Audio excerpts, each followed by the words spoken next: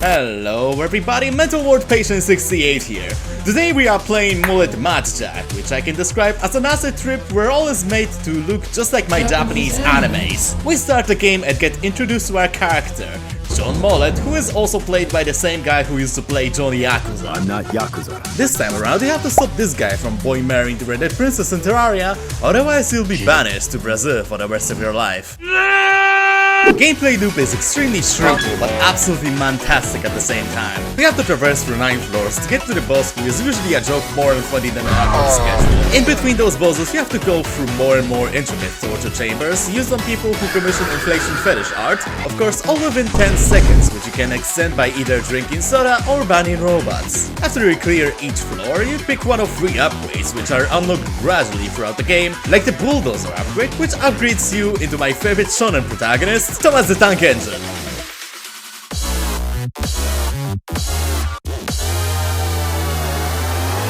You get a lot of choice in terms of how you can cave in skulls of your opponents, and since we are in 2024 and all my dopamine receptors are fried, we'll present all the guns in form of a tier list. Starting with the pistol, it's pretty good, but only if you trash their heads, so A tier it is. The machine gun is so gangster that Jack holds it sideways. Its performance is okay, and unlike some other full auto weapon, it doesn't hinder your mobility, so it's pretty good in that regard. A B tier. Shotgun is the goat of this game, since it works in the same way as giving your subreddit an auto moderator, as it evaporates everything that tries to resist you, regardless if it's normal, enemy, or a boss.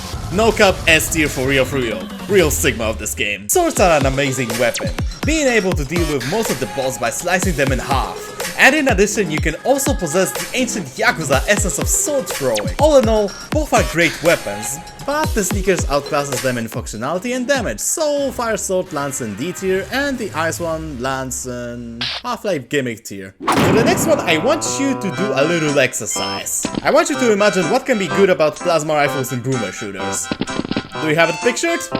Great, because this one is absolute garbage. It deals fuck all damage, its fire rate is as slow as COD Zombie speedruns, and worst of all, it pushes you back for whatever reason. M tier. Last but not least, we have the railgun, which deals what can be politely described as fat tons of damage, but as a trade-out it's extremely and because of it, every time I try to use this weapon, I die because of lack of dopamine. A tier. We finally reach the princess, but it turns out it's a trap and a real princess is on the other route, where she is being sacrificed by the antagonist, who promptly gives Jack an acute bullet clearing of his brain and then starts telling his life story.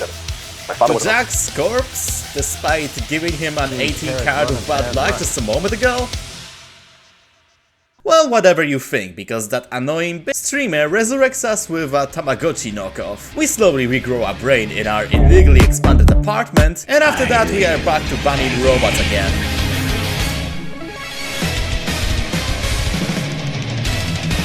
From this point onward, bosses are actually pretty good if it comes to variety.